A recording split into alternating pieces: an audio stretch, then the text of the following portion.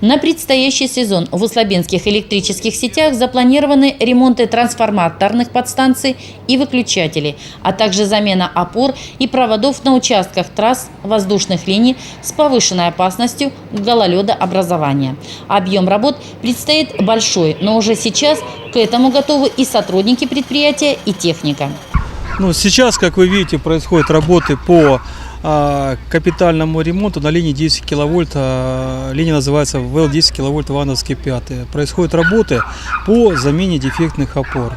В данный момент сейчас производится замена дефектной опоры, за спиной еще дефект. После этого, когда мы заменим опоры, будем производить замену разъединителя на 10 киловольт и чистить трассу. Данная работа была запланирована в 2017 году.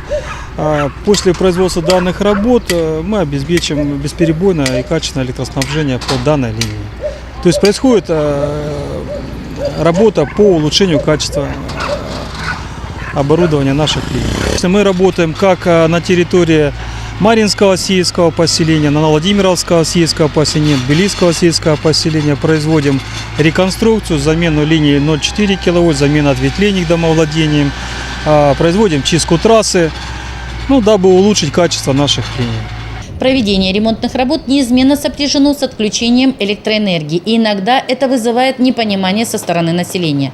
Чтобы свести подобные проблемы к минимуму, руководство филиала заранее предупреждает все муниципальные образования, находящиеся на территории обслуживания предприятия.